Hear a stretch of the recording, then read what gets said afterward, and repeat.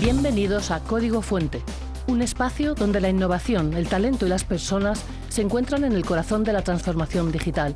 Hoy, más que nunca, la resiliencia digital se ha convertido en un factor clave para el éxito de las organizaciones. A lo largo del programa, destacados líderes digitales y empresariales compartirán sus estrategias, experiencias y visiones sobre cómo la tecnología, el liderazgo y las personas convergen para crear organizaciones resilientes, ágiles y mejor preparadas para el futuro. Estás en Código Fuente. ¡Empezamos! Buenas noches a todos, a todas. Soy Alberto López, Global CISO y CEO en Solaria Energía y Medio Ambiente. Solaria, por si alguien no lo supiera aún, es una empresa del IBEX 35 dedicada a la generación de energías renovables. Esto lo realiza principalmente a través de plantas fotovoltaicas, aunque también nos dedicamos a la hibridación, en tanto que vamos a desplegar aerogeneradores en ubicaciones ya existentes. El año pasado anunciamos también que vamos a proporcionar energía renovable a data centers. Contamos con nuestra propia infraestructura de transporte y, muy importante, vamos a ser un actor muy destacado en el desarrollo de centros de datos, de data centers, enfocado en el aspecto industrial de estos. Por supuesto, baterías también de almacenamiento de energía y todo esto en crecimiento orgánico. Ahí lo dejo. Hoy tengo el placer, el gran privilegio de entrevistar a David Redoli, director de Relaciones Institucionales en el Grupo Solaria Energía y Medio Ambiente, el cual posee un currículum y una trayectoria impresionante, muy bien nutrida. David, muchas gracias por aceptar la invitación de Ciberlideria Magazine y mía para participar en este programa de radio y hablar sobre una cuestión tan relevante y candente hoy en día como es la resiliencia digital, el talento y las personas. Buenas noches, Alberto. Gracias por esta invitación. Un honor, un placer. Bueno, David, esto va a ser una charla amena, segurísimo. Entre amigos y compañeros. Por supuesto.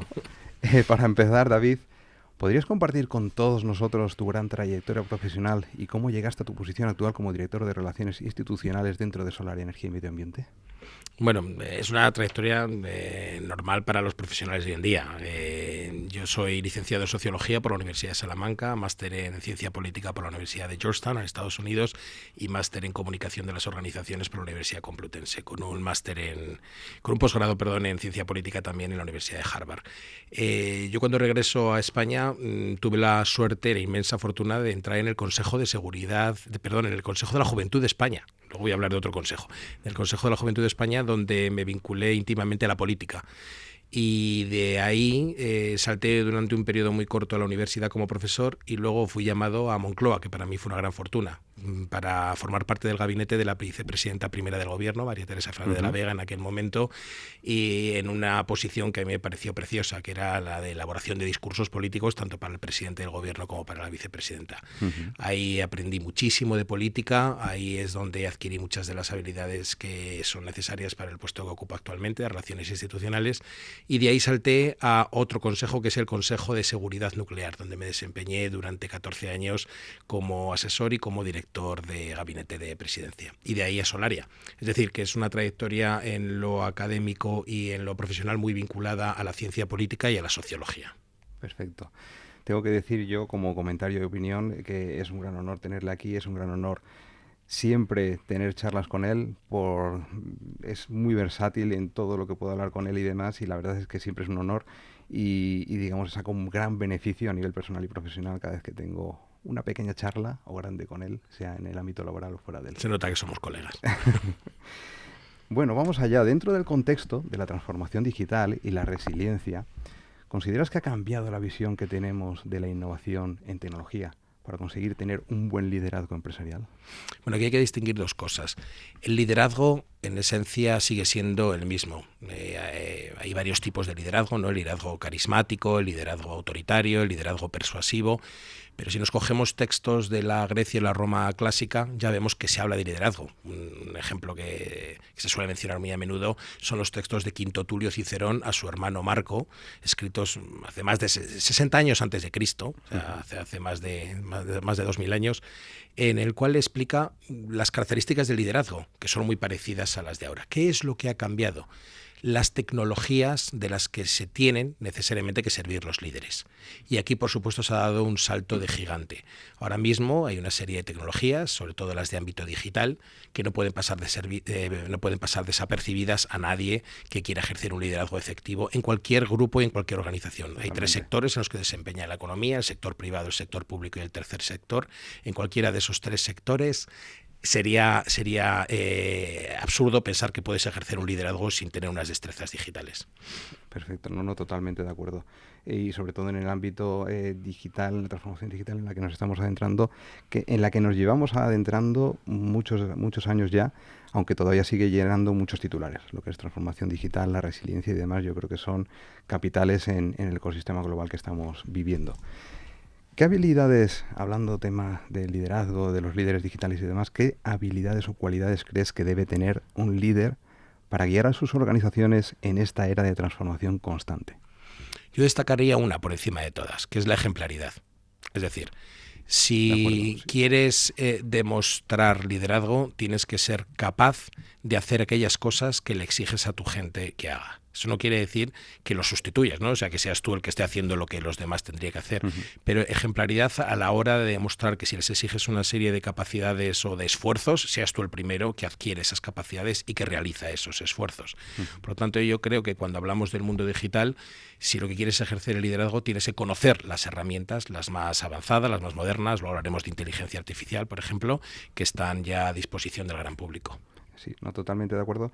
En cuanto a que tenemos que ser versátiles, generar empatía, coordinación, integrar. Al final todo esto va de personas. Por mucho que hablemos aquí de temas, cuestiones digitales, transformación digital, IA, etcétera, etcétera, esto va de personas, algo que no va a sustituirse jamás. A lo largo de tu trayectoria, ¿qué experiencias profesionales han influido en la manera en que tú percibes la gestión de las crisis digitales o tecnológicas? Bien, me voy a centrar más bien en las tecnológicas, si te parece bien. Fue una experiencia que tuve en el Consejo de Seguridad Nuclear, que fue el accidente que hubo en Japón el 11 de marzo de 2011 con la central nuclear de Fukushima. Hubo un terremoto seguido de un tsunami. Doy fe que la seguridad de las centrales nucleares es espectacular, es impresionante, pero lo que era imposible que ocurriera, ocurrió, ¿no? Fue que se perdió la refrigeración de los reactores nucleares, se sobrecalentaron y hubo fugas de partículas radiactivas, emisiones radiactivas al exterior, ¿no? Eso fue un cambio conceptual para todos los organismos de seguridad nuclear del mundo, porque lo que parecía altísimamente improbable y en un país tan desarrollado tecnológicamente, ¿no? El anterior accidente de Chernóbil siempre se decía que había sido porque perteneciera a la Unión Soviética, donde había una degradación de las estructuras de poder y quizás tecnológicamente ya se estaban quedando anticuados, pero había pasado en Japón. ¿Qué es lo que ocurrió? Un cambio cultural brutal. Y ese cambio cultural tensionó muchísimo a todos los equipos, se realizaron unas pruebas de estrés test en todas las centrales nucleares del mundo y se cambió la regulación para duplicar los sistemas de seguridad. Es decir, se cobró una nueva percepción de los riesgos. Y yo creo que en el mundo digital tenemos que tener en cuenta que trae consigo unas grandes ventajas, pero no podemos dejar de olvidar los riesgos que trae consigo. De ahí la importancia, por ejemplo, de las posiciones de los directivos de ciberseguridad, ¿no? Porque a veces olvidamos que la ciberseguridad no solamente son nuestros datos, es también el acceso a estructuras de tomas de decisiones y control de los países. Por lo tanto, esta experiencia de esta crisis tecnológica, que fue el accidente de la central nuclear de Fukushima, me abrió un campo enorme sobre cómo se transiciona rápidamente en gestión de crisis hacia nuevos modelos que incrementan la eficiencia tecnológica y la seguridad. Totalmente, ¿no? En el mundo de la ciberseguridad, sobre todo, la agilidad es clave, y como yo también vengo también a nivel de estudios del ámbito industrial, el ciclo PDCA de mejora continua es algo que muchas veces se deja de lado y considero que es importante llevar a cabo a nivel organizacional, a nivel empresarial, en todos los ámbitos, porque una empresa, como solía decir mi profesor de política industrial, que no crece, decrece, en el tiempo no hay más, y es importante. Estamos tratando el tema de la resiliencia, etcétera, etcétera y tal, y sin duda lo que has comentado, el tema de la ciberseguridad es capital en todas las empresas. Es algo que tiene que ser mejor, tiene que estar en todo consejo, en todos los planes, el plan director, etcétera, etcétera, una mejora continua de la misma, independientemente ya de los recursos que por supuesto son necesarios y demás, pero aquí las personas es capital, es importante que tengan su peso, que tengan su capacidad de especialización y demás para llevar a cabo estas mejoras, como bien comentas que ocurrió tras esto, porque al final hacemos muchos simulacros en la medida de lo posible, pero hasta que no acontece ese evento indeseado, hasta entonces no nos damos cuenta quizás de ciertas carencias que puede haber o el peso que hemos dado a unos y otros riesgos, quizás indebidamente o lo que corresponda. Totalmente de acuerdo. En el ámbito de la innovación tecnológica, ¿qué papel juegan las nuevas tecnologías como la inteligencia artificial que las has mencionado antes en la estrategia de la transformación digital, por ejemplo, en otras y en Solaria Energía y Medio Ambiente? Bueno, pues empieza a ser una pieza central, obviamente, yo creo que en cualquier sector. Pero tomando uno de los hilos que has lanzado sobre la mesa, diría que lo capital sigue siendo el factor humano. Es decir, el capital tecnológico, que es de lo que hablamos cuando hablamos de inteligencia artificial, es un tipo de capital tecnológico, se puede sumar al capital financiero, al capital económico, pero al final el verdadero y relevante capital es el capital humano. Es decir, la inteligencia artificial está creada por humanos y está al servicio de humanos. Eso es. En una empresa como Solaria esto lo tenemos claro y se intenta utilizar todas las herramientas disponibles siempre al servicio de una mejora no solo de la productividad, sino de la propia empresa, es decir, de los empleados y de los usos más eficaces y más eficientes orientados a la mejora del sector, ¿no? del negocio, en este caso, de las energías renovables, que es a lo que nos dedicamos. Totalmente de acuerdo. Aquí voy a hacer yo mención que lo que es la inteligencia artificial tiene que ser un acompañamiento en la toma de decisiones, algo que nos dote de agilidad para esa toma de decisiones y demás, pero centrándonos en lo que has comentado, y bien has comentado, que las personas es el centro y core y va a seguir siéndolo, independientemente de que surjan muchas noticias al respecto de que se va a prescindir en unos y otros sectores de las personas. No, al final las personas lo que tenemos es que adaptarnos a todo esto que está por venir, mejorar en cuanto a capacidades, certificaciones, etcétera, etcétera, para afrontar el día a día de la mejor manera posible, que es lo que busca la empresa. Tener un retorno. No tiene otra razón de ser que si no hay un retorno por todo lo que estamos haciendo, mal vamos en la empresa. Y la inteligencia artificial, y por ejemplo yo también hablo en Solaria, estamos los dos en Solaria, lo que buscamos en la transformación digital es que todo lo que vayamos a implementar para dar cobertura a los procesos de la empresa tengan un retorno, sea cual sea. Si no, a día de hoy, sin un retorno, eso ya es para, digamos, grandes laboratorios que pueden hacer investigación y pueden llegar a, digamos, esos recursos económicos sin buscar el mismo. Que además es un retorno tanto en bienes tangibles como intangibles. O sea, un retorno también es la reputación, un retorno también es las relaciones que tiene la empresa con todos los stakeholders, ¿no? Con todos los grupos de interés. No solamente el retorno económico, que es el más evidente. Y eso, ahí sobre todo es donde tú tendrás una visión también de esa reputación y demás, que bien nos estamos labrando en Solaria y bien estamos en el mercado, como suelo decir yo con los amigos y amigas, somos la niña bonita del IBEX y a nivel europeo, y ese esfuerzo que nos ha llevado en lograrlo y en el que estamos todavía en ello. ¿Cómo ves el papel, siguiendo con el tema de las personas, el talento y el liderazgo, cómo es el papel del talento humano en la innovación y en la construcción de una organización resiliente? Bueno, es clave. A mí me gusta traducir el talento como la capacidad para solucionar problemas y aportar creatividad, ¿no? Al final la evolución es creatividad, es descubrir cosas nuevas. Tenías un dolor, descubres una planta que te cura ese dolor. Esa creatividad es talentosa. Ese es el talento que trae la innovación. Entonces, hoy casi todas las personas con un poquito de entrenamiento y un poco de formación creo que son creativas y pueden ser talentosas. De lo que se trata es de ubicar a las personas donde pueden desarrollar su máximo potencial, ¿no? Cada uno valemos para lo que valemos, ¿no? Yo, por ejemplo, para el deporte siempre he sido negado. Si me pones el deporte no te voy a dar un gran rendimiento, pero para otras actividades pues sí puedo aportar soluciones más creativas. Entonces yo creo que el talento es la piedra angular de la innovación, de la evolución, del progreso y aplicado a la empresa de la obtención de las mejores rentabilidades posibles. Perfecto, estoy alineado contigo en que yo también en el fútbol no era, y en otros deportes sí. Y era muy friki de lo que es la informática y los sistemas y bueno, aquí estoy. Y fíjate que mi hijo mayor es espectacularmente bueno al fútbol, jugando de portero, o sea, yo no sé cómo pasan estas cosas. Fenomenal. Estamos en un entorno, en un mercado, en un ecosistema repleto de desafíos relacionados con la seguridad y la privacidad. ¿Cuáles consideras que son las principales amenazas que tú visualizas en el horizonte y cómo te preparas para ellas? ¿Cómo consideras que deben afrontarse estos desafíos en cuanto a seguridad y privacidad?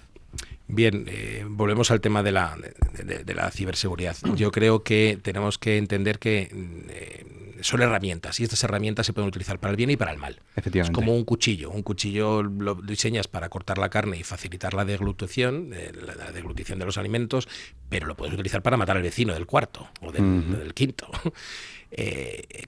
Con este tipo de herramientas digitales o con los temas de la inteligencia artificial tenemos que ser muy conscientes de que ocurre lo mismo. Son herramientas que bien utilizadas van a generar progreso, bienestar, nos van a traer increíbles avances y soluciones, pero mal utilizadas y en las manos equivocadas pueden ser utilizadas para todo lo contrario. El potencial para el bien y para el mal está en las manos de quien lo utiliza, no en la herramienta en sí. Y la concienciación de todo esto. Absolutamente. Pero a veces solo nos fijamos en qué interesante esto, lo podemos hacer, pues voy a meter mis datos, voy a utilizarlo, voy a dejar que gratuitamente me descargo esta aplicación, no hago esto. Ojo también, ¿no? Es decir, hay que tener una conciencia, como muy bien dices, de que todas estas herramientas tenemos que tener claro quién está detrás de ellas. Totalmente de acuerdo. En el mundo digital se suele decir desde hace muchísimos años que cuando algo es gratis es que el producto eres tú. Está bien traído. Y eso es verdad, porque ya somos conocedores a día de hoy de toda la telemetría, todos los datos, la correlación de los mismos y demás que obtienen grandes empresas para sacar a nivel de datos privados, confidenciales y demás, en ocasiones, porque también hay veces que hay personas que no tienen ni quizá la debida concienciación y vierten datos allá donde no deben verterlos, etcétera, etcétera, y a partir de ahí parece una tontería quien no está metido en este sarao, en este tema, pero con todos estos datos y cuando empiezas a correlacionarlos obtienes información muy valiosa, que en ocasiones también, ya dejando un poco de lado lo que son los aspectos tecnológicos, esta información se puede utilizar también para el bien y para el mal. Eso es. Más allá del cuchillo, más allá de herramientas de ciberseguridad, más allá de la inteligencia artificial, que también tiene su vertiente que se está utilizando de manera ilícita, etcétera, etcétera y tal igual. Entonces, la concienciación, como bien has dicho, muy importante. Por eso yo creo que lo clave es saber quién está detrás de cada tecnología. Y pongo un caso muy paradigmático, ¿no? Twitter, cuando fue comprada por Elon Musk, cambió el nombre de X y la red social se transformó. Las lógicas, las dinámicas se han transformado muchísimo. Totalmente. Y ha jugado un papel central en un proceso electoral estadounidense muy reciente, ¿no? En la llegada de Donald Trump a la Casa Blanca. Entonces, quiero decir que siendo la misma tecnología, siendo la misma plataforma, tenía un funcionamiento muy distinto cuando era Twitter a cuando pasó a ser X. Y lo único que fue un cambio de propietario. Y el uso, Efectivamente. dado el cambio de propietario, el uso que se puede dar aguas abajo. El uso y los algoritmos que se utilizaron, ¿no? Para... ponderaciones, no ponderaciones, efectivamente, etcétera. los flujos de palabras clave, bueno, todo lo que los algoritmos son capaces de diseñar. Lo digo por poner un ejemplo muy sencillo y a la vista de todos, ¿no? Sí, totalmente de acuerdo, totalmente de acuerdo. Existen muchos retos y oportunidades, como estamos viendo, que nos proporcionan la mejora de procesos en las empresas, la habilitación de unas y otras tecnologías para liderar satisfactoriamente la transformación digital, etcétera. ¿Qué obstáculos crees que enfrentan las empresas hoy en día en su camino hacia una verdadera era digital? Pues mira, te diría que son resistencias culturales principalmente, y lo voy a llevar a nuestro terreno, al terreno, por ejemplo, de las energías renovables. Las energías renovables, en los últimos meses, último año, estamos viendo que reciben ciertas resistencias por determinados sectores, ¿no? O sea, todo el mundo está de acuerdo en que abaratan los precios de la electricidad, lo cual es cierto, son unas energías limpias, no contaminan, con lo cual le ayudan a luchar contra el cambio climático y además son soberanas, no dependen de combustibles extranjeros, son la radiación solar, local, doméstica, el viento y el agua. Esas son las energías renovables. Pero ocupan espacio, se ubican en algún sitio, no son invisibles, no son incoloras, no son inodoras, es decir, necesitan estar en algún sitio. Y a pesar de todas las ventajas reconocidas y reconocibles y universalmente aceptadas sobre las energías renovables, hay colectivos que generan rechazo. Cuando hablas con ellos se soluciona normalmente este tipo de rechazos, pero hay un planteamiento cultural, a veces ideológico, que está por detrás, que dificulta los avances y los progresos que traen bienestar. Con el mundo digital pasa lo mismo. A veces te encuentras resistencias a estos cambios que tienen que ver con bloqueos culturales o rigideces mentales para asumir que estos cambios van a venir a mejor.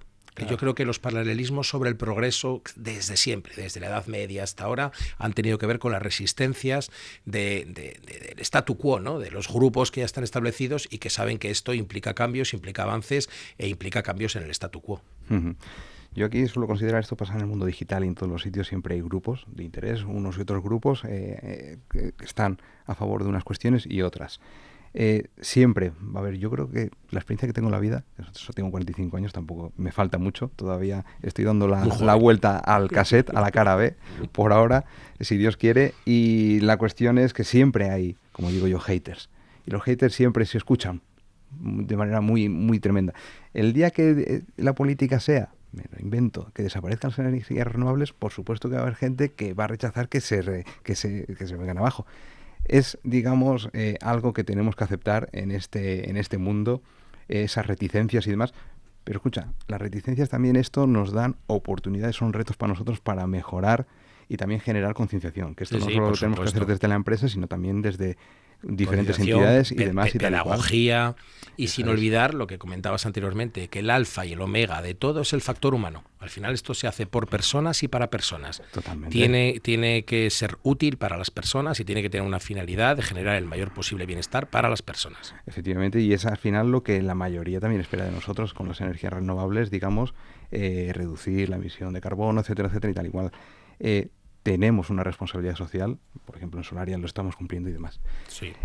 Para ir terminando, un par de preguntitas más, que esto me está encantando, esta charla, esta entrevista. ¿Qué papel jugarán las personas y el liderazgo en el éxito de las empresas en este futuro global digital?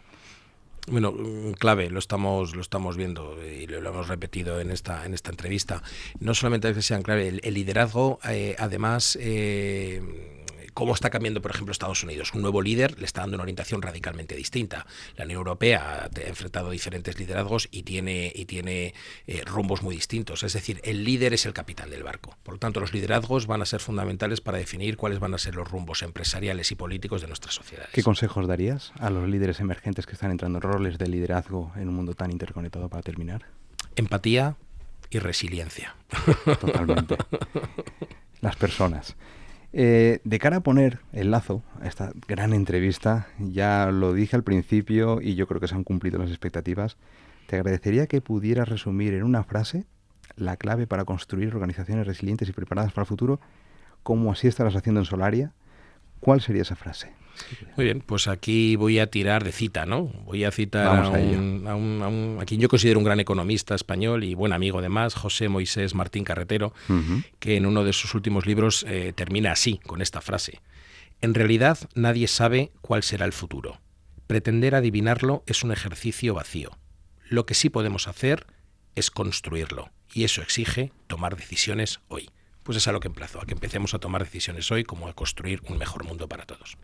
Muchísimas gracias, David. David Redolier ha estado hoy con nosotros, director de Relaciones Institucionales del Grupo Solaria, Energía y Medio Ambiente. Ha sido un tremendo placer. El abrazo te lo pego luego. Ha sido mío el placer. Gracias, Alberto.